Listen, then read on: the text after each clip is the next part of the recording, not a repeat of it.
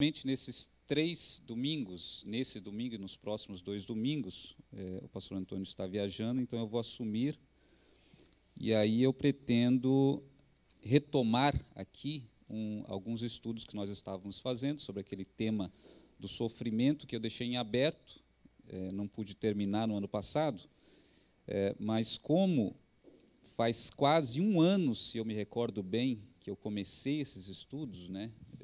Eu vou ter que fazer uma revisão, né, um resumo do que nós estávamos estudando, para aí, então, dar continuidade ao estudo.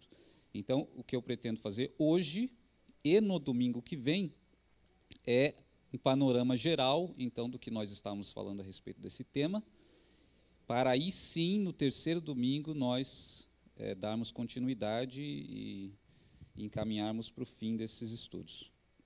Então, eu queria ler Hebreus hoje, como é um resumo, eu não vou seguir esse texto exatamente no estudo de hoje, mas eu vou procurar fazer uma reflexão no final sobre esse texto de Hebreus 12. Então, vamos ler, e lá no final então, do estudo nós fazemos uma reflexão sobre esse texto.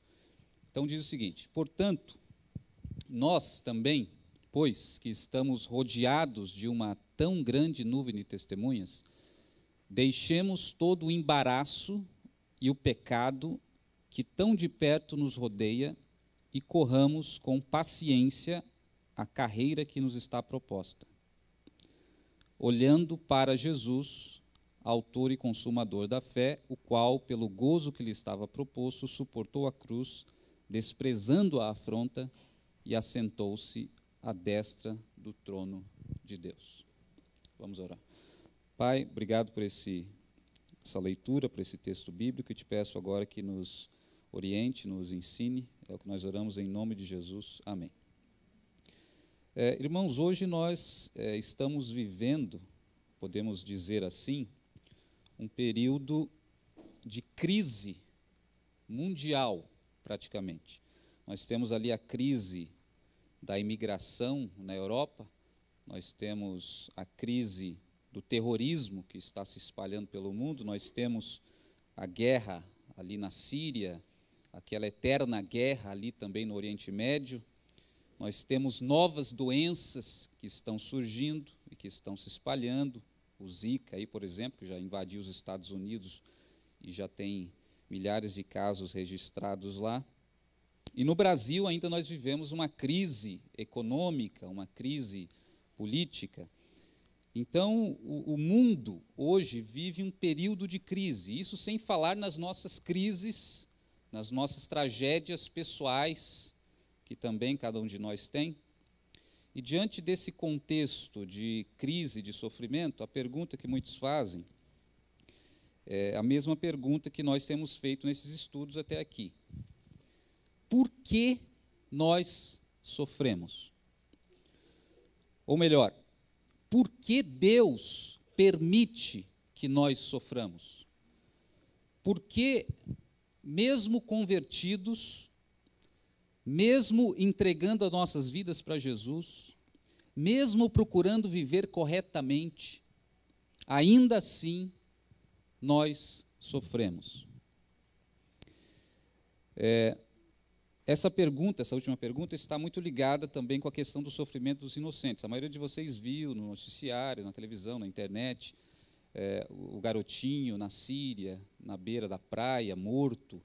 Esses últimos dias apareceu um outro garotinho, todo sujo, também foi bastante divulgado pela imprensa, né, em virtude dos bombardeios ali na Síria, no Oriente Médio. E aí surge a questão: por que Deus permite que inocentes até sofram? Por quê? Essa pergunta ela é relevante porque muitas pessoas ficam confusas, muitos cristãos ficam confusos com essa aparente passividade de Deus. Essa pergunta ela é pertinente porque muitas pessoas desanimam da fé em virtude dos sofrimentos que enfrentam. Muitas pessoas desistem, abandonam até a fé, porque essas questões permanecem, mesmo quando não professadas, elas permanecem no interior das pessoas, e elas ficam se perguntando, mas por que Deus deixa acontecer esse tipo de coisa? E essa é uma questão interessante, por que Deus permite que nós soframos? Por duas razões, porque ela revela uma de duas coisas. Primeiro, ou a pessoa não entendeu a história bíblica, ou a pessoa não conhece a história bíblica. Porque vocês, melhor até do que eu, sabem que lá no Gênesis, a Bíblia conta uma história, lá de Adão e Eva, que traduzindo em miúdos significa o seguinte: chegou um determinado momento, a humanidade resolveu romper com o Criador, com Deus. Resolveu seguir o seu próprio caminho, resolveu levantar a bandeira de independência perante o Criador. É isso que significa, traduzindo em miúdos, aquela história lá de comer da árvore, do bem e do mal, e não sei o que vocês conhecem. É o homem dizendo o seguinte: nós não queremos um Deus sobre nós, nós não queremos ser governados, nós queremos viver da maneira como nós bem entendemos. E o que é interessante ali no Gênesis é o seguinte, que após a declaração de independência da humanidade, se inicia o sofrimento. Então veja que o Gênese, a palavra Gênese, que significa origem, mostra a origem não só do universo, não só do homem, não só do pecado, mas a origem do sofrimento. Porque assim que acontece essa cena do rompimento da humanidade com Deus, a Bíblia já vai dizer que apareceu a vergonha. Eles se esconderam. Depois a Bíblia vai dizer que a consequência foi que o homem iria sofrer para trabalhar. A mulher iria sofrer para ter os filhos, as dores de parto. E logo no capítulo 3 de Gênesis, ocorre já o primeiro homicídio, ou fraticídio. Caim mata o seu irmão Abel.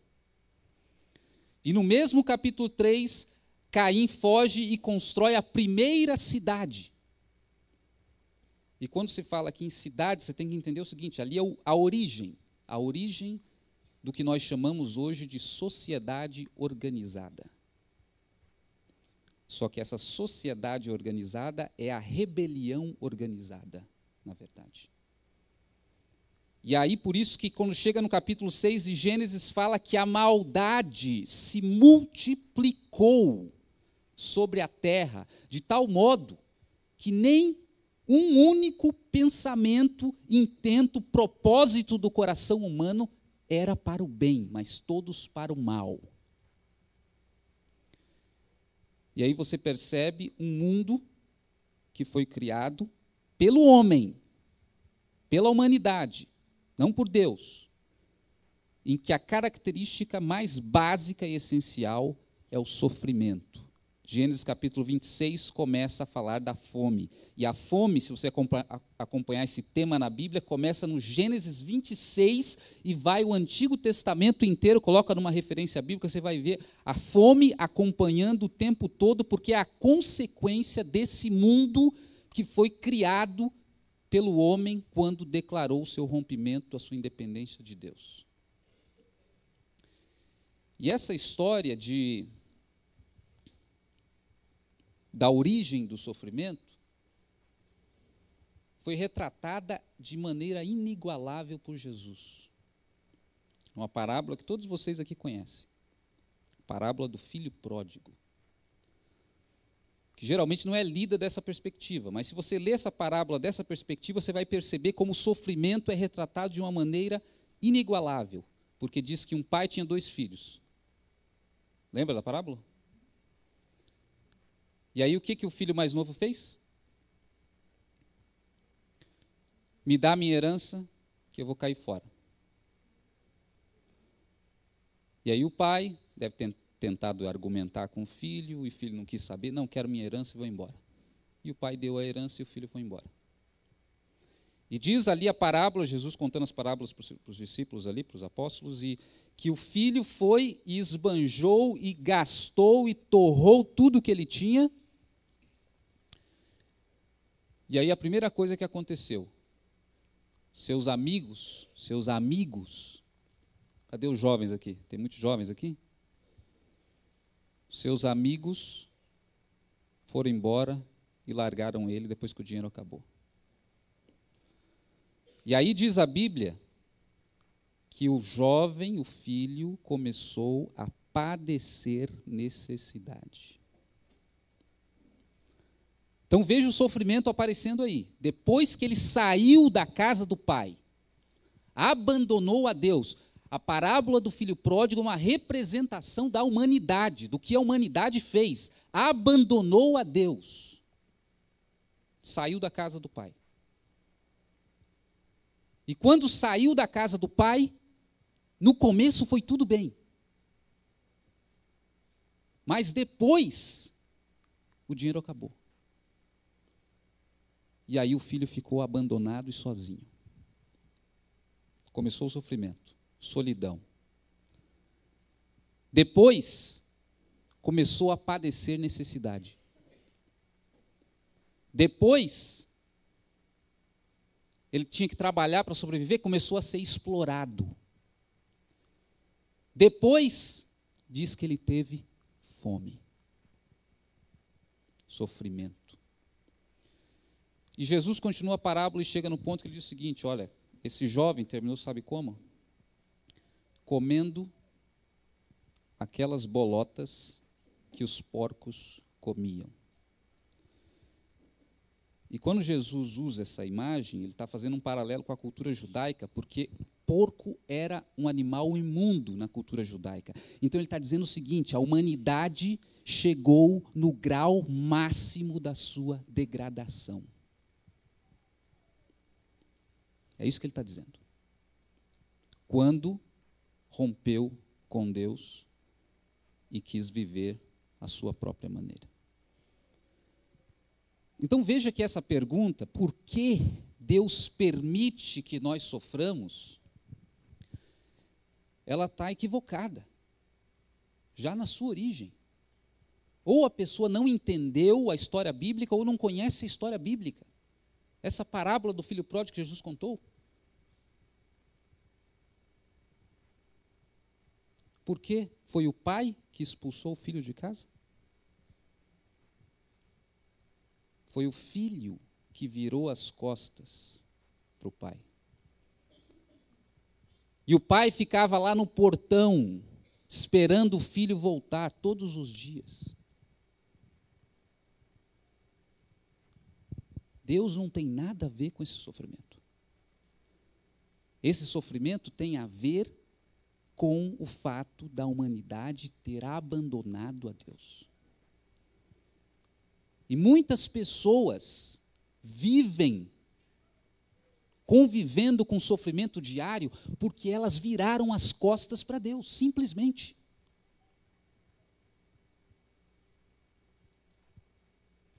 Porque elas querem viver a sua própria maneira, e vivendo a sua própria maneira, começam ali, está tudo bem no começo, mas daqui a pouco está sozinho, os amigos deixaram, daqui a pouco está passando necessidade, daqui a pouco está sendo explorado, daqui a pouco está comendo a mesma comida dos porcos.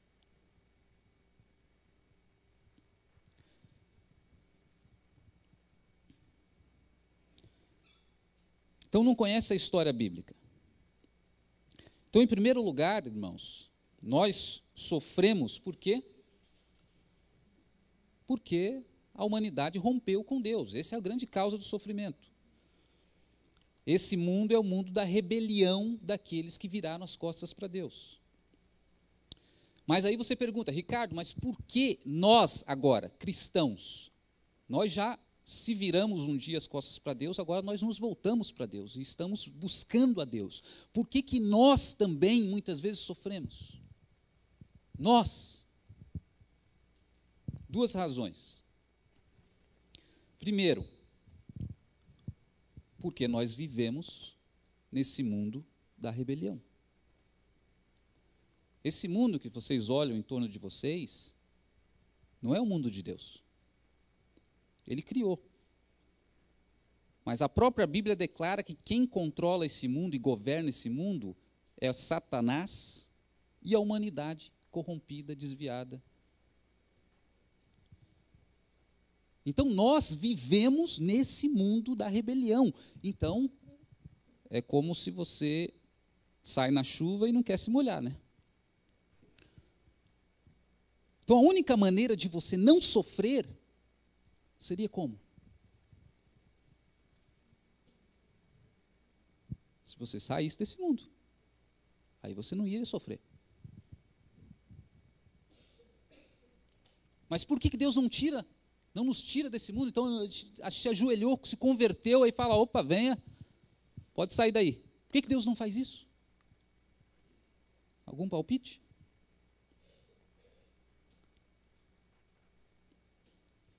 Por quê? Por que Deus não nos leva direto? Porque nós temos uma missão aqui. Pura e simplesmente por isso. Nós temos uma missão. Júnior, coloca lá para a gente o texto de Mateus 18, se eu não me engano, que eu passei para você aí. Texto que todo mundo conhece, mas presta bem atenção nesse texto, que é interessante o que diz. Jesus falando para os discípulos, principalmente para Pedro. Depois que Pedro fala para Jesus, você é o Cristo, Filho de Deus vivo, olha o que Jesus responde para Pedro.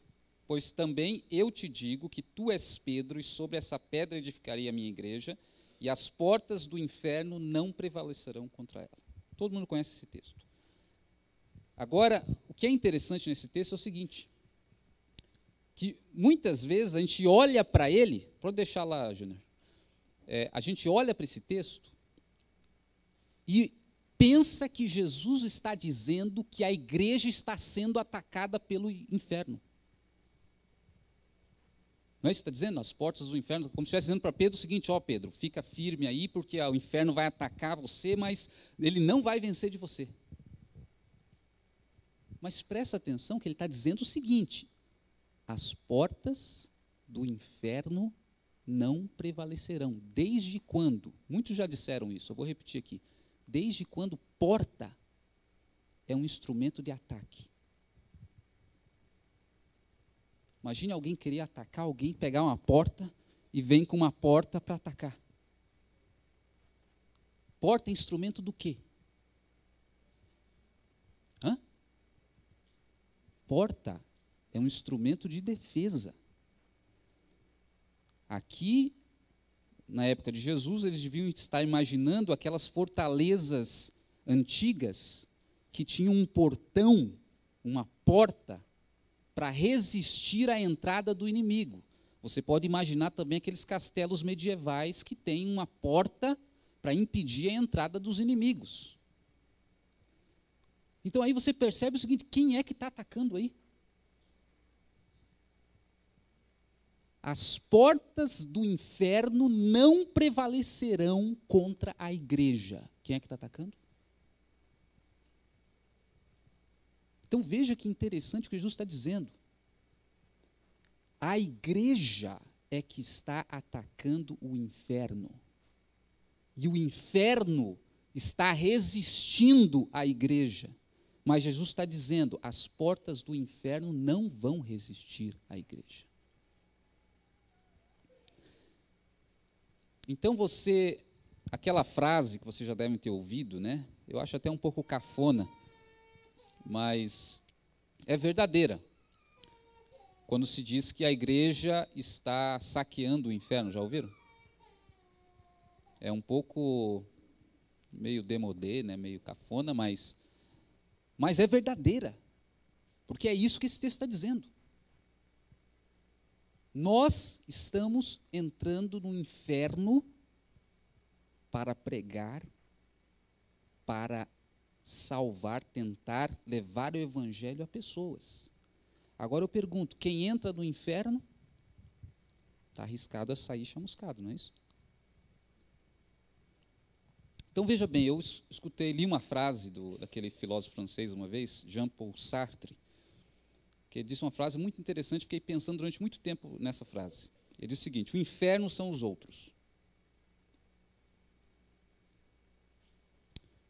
Aí eu fiquei coçando a cabeça, o inferno são os outros. O que será que ele quer dizer com isso? E aí, algum tempo depois, eu lendo a Bíblia, eu percebi o seguinte, que a Bíblia diz que o céu são os outros. Lá no Apocalipse, quando descreve a Jerusalém celestial, ele fala lá, ó, as colunas são os 12 apóstolos, as portas são as 12 tribos de Israel. Quando Jesus fala que que o reino de Deus é um reino de amigos, e várias outras referências, indicam o seguinte: o céu são os outros, são as pessoas. O céu, a essência do céu não é uma cidade, não é rua de ouro. A essência do céu não é você ter uma casa lá cheia de diamantes. São as pessoas, por isso que Jesus compara o céu com um casamento. As bodas do Cordeiro. A maior realização, a maior felicidade que você vai achar no céu não são coisas, são pessoas. Mas isso é interessante justamente porque, então, o contrário também é verdadeiro. O inferno são pessoas. Veja bem, um casamento. A mocinha está querendo casar. Aí, para ela imagina aquilo como um sonho, né? É um paraíso, vai ser o céu o meu casamento. Aí ela se casa, sabe de nada, inocente, né? Ela se casa e muitas vezes o céu vira o quê? O inferno. Porque depende da pessoa que está do lado dela. Dependendo da pessoa, vai ser o céu.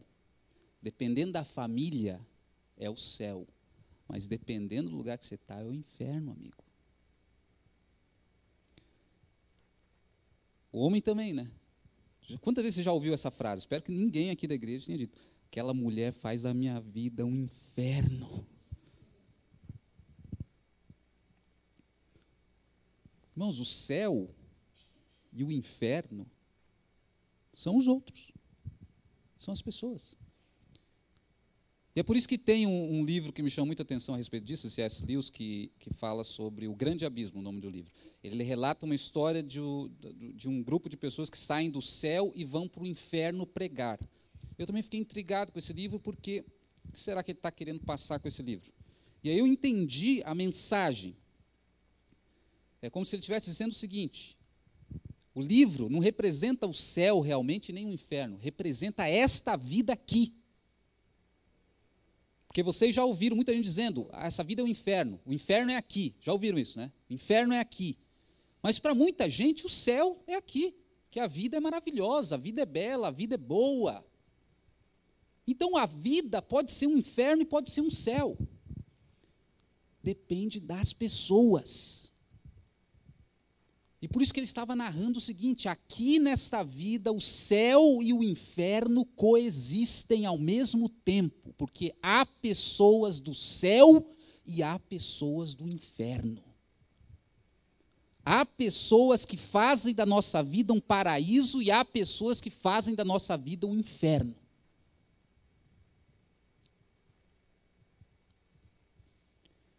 E aí ele estava mostrando o seguinte, que todos nós aqui pregamos no inferno.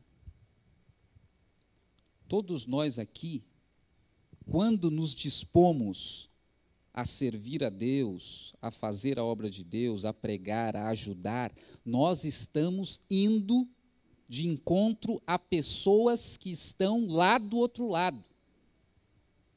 E o nosso objetivo é levar um pouco do céu para essas pessoas, para que elas eventualmente possam se converter, mudar de lado. Só que quando nós entramos no inferno, nós experimentamos também o inferno delas.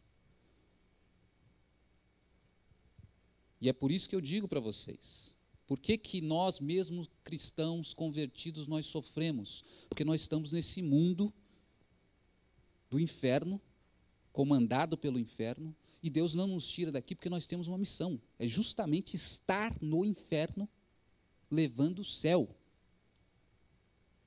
E aí nesse mundo coexistem céu e inferno, e a gente sofre, E a gente tem alegrias também, porque a gente convive com o pessoal do céu, né? Como diz, o pessoal do céu está aqui, ó. Mas sai lá fora. E às vezes tem mais certos ambientes que o inferno prevalece mais. De repente é o teu trabalho. De repente é a casa da sogra. Não, é brincadeira para você. Mas tem lugares que o inferno prevalece mais do que o céu. Tem outros que o céu prevalece mais do que o inferno. Espero que a igreja aqui seja um lugar que o céu prevaleça mais, mas eventualmente tem pessoas do inferno também. Jesus falou, ó, dentro do meio do trigo tem o joio também. Então nós sofremos. Então a primeira razão aqui, nós mesmo convertidos cristãos, nós sofremos por quê? Porque nós somos desse mundo. Mas em segundo lugar, porque nós continuamos pecando. Como Paulo fala, não estou livre desse corpo de morte ainda, de pecado. Eu quero fazer o bem, não consigo. Eu não quero fazer o mal, acabo fazendo. Então todos nós estamos nessa situação. E aí, a respeito disso, foi justamente essa parte que eu preguei para vocês um tempo atrás, sobre a questão do sofrimento que vem do pecado, do que nós praticamos. Então eu não vou repetir, eu só vou fazer 2 observações adicionais que eu não tinha feito naquela época. Então um problema é o seguinte, pessoas que não têm consciência que estão pecando, que estão se equivocando, falhando, etc. Por que é uma observação que vale a pena ser feita? Porque o fato de você não ter consciência não vai te impedir de sofrer as consequências. Ah, mas foi sem querer. Você bate no carro ali, na rua, sem querer. E daí? Você erra sem querer. Você peca sem saber. As consequências vão vir do mesmo jeito. Por isso o que vale é o que o salmista ensina lá no Salmo 139. Sonda-me, Senhor. Sonda-me e mostra onde eu erro, onde eu estou errando. Porque se você não souber, você vai colher as consequências do mesmo jeito. Agora, a segunda observação é a seguinte. Muita gente, estou falando dos crentes agora, problema eles não têm compreensão muito clara do que significa o pecado. Por exemplo, a pessoa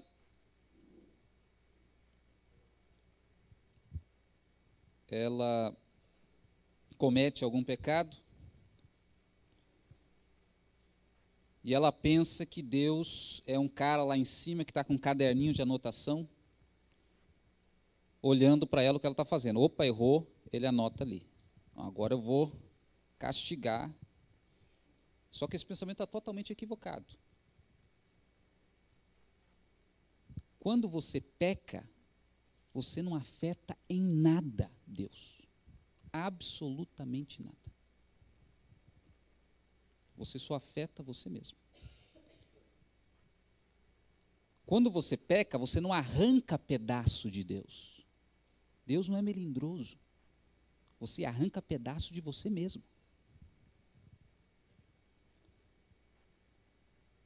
Um tempo atrás, assim, um passado longínquo, digamos, eu fui atleta. Estava lembrando disso agora, por causa das Olimpíadas. Eu participava de corridas, né, de atletismo, né, pratiquei atletismo durante quase 10 anos. E eu corria uma prova 400 metros sob barreiras. Então, essa prova era uma volta completa na pista de atletismo, que tem 400 metros. E aí tem 10 obstáculos, que a gente chama de barreiras, que você tem que transpor ao mesmo tempo que você dá essa volta completa. E o que era interessante é o seguinte, que todo mundo perguntava, de repente é até uma coisa que vocês pensam, que se você toca na barreira, ou derruba a barreira, você perde pontos. E aí eu tinha que explicar, você não perde pontos. E as pessoas não entendiam, então para que tem as barreiras? Mas a questão é a seguinte, cada barreira daquela tem um peso nelas. E toda vez que você encosta numa barreira daquela, você corre, primeiro, o risco de cair, né, porque ela é pesada. Se você não cair, você perde velocidade. E se você não cair, não perder velocidade, ou perde velocidade também, você pode se machucar. Então, por exemplo, eu tenho o tornozelo todo arrebentado, né? Eu gostava de fazer uma brincadeira aqui, tem um músculo encavalado aqui também. O meu joelho, eu gostava de fazer a brincadeira, mandar as pessoas colocarem o ouvido aqui no meu joelho, enquanto eu abaixava a perna. Você já comeu baconzitos? Né, quando você mastiga? Então, era mais ou menos assim. Mas tudo isso por causa das barreiras. Quer dizer, não compensa bater na barreira. Não é questão de perder ponto ou não, não perde ponto nenhum. Mas se você não cair, você se quebra. E eu estava pensando justamente isso porque, muitas vezes, na vida espiritual, as pessoas pensam a respeito do pecado de Deus assim. Deus lá no céu descontando pontos para você, que a cada vez que você erra um obstáculo. Só que a gente tem que entender que o pecado é como você acertar uma barreira, você se quebra, você perde velocidade, você começa a ficar para trás na vida. Isso é o pecado. Isso quando você não cai e não consegue mais se levantar. Então, a vida espiritual, o pecado, ele prejudica a nós mesmos. E às vezes é difícil colocar isso na cabeça de um jovem. Que quando ele vai lá, está transando com a namorada, Deus é amor, não sei o quê. Deus, ele é o construtor da vida. Ele sabe o que faz bem, o que faz mal. Ele sabe o que traz prejuízos futuros e não traz. E quando ele fala, não faça isso, é porque ele sabe que se você esbarrar naquele obstáculo, você vai ter problemas na frente. Só que você só vai perceber isso quando você tiver 40, 45 anos de idade, 50 anos de idade. Quando você vê que todo mundo está lá na frente, você está lá atrás ou está esborrachado no chão. Então, o pecado, muitas vezes a falta de compreensão do que representa o pecado, faz com que nós vivamos praticando o pecado e dizendo, não, Deus é amor, Deus perdoa. Perdoa mesmo. Só que você vai continuar com o joelho estourado, com as canelas todas arrebentadas, com a boca caída no chão, lá atrás, você não vai recuperar o tempo perdido. O que é um casamento errado? É 10, 15, 20 anos perdido na vida. Então, quando Deus dá orientações, quando Deus coloca diretrizes, quando Deus fala do pecado, Ele não está falando isso porque Ele arranca pedaço dele. É porque Ele quer o melhor para nós. Então, por que nós sofremos? Primeiro, de uma maneira bem geral, como eu falei, esse mundo é o mundo da rebelião do homem, o sofrimento está aí. Segundo, porque nós estamos nesse mundo. Nós temos uma missão e a nossa missão é entrar mesmo no meio do fogo para fazer essa missão. A gente vai sofrer com isso. Mas terceiro, porque nós continuamos pecando. E nós temos que trabalhar a nossa vida para que cada vez mais o pecado fique de lado, e isso é para o nosso próprio bem. A ganância, por exemplo, os pecados, a vaidade, são pecados que destroem, dissolvem a alma do ser humano. A mentira, a dissimulação, é patológica, vai ficando cada vez mais patológico. Tem pessoas que começam mentindo, daqui a pouco ela perde a noção até do que é verdade e mentira. Todos os pecados descritos na Bíblia têm um porquê, e esse porquê está relacionado ao ser humano, porque destrói o ser humano.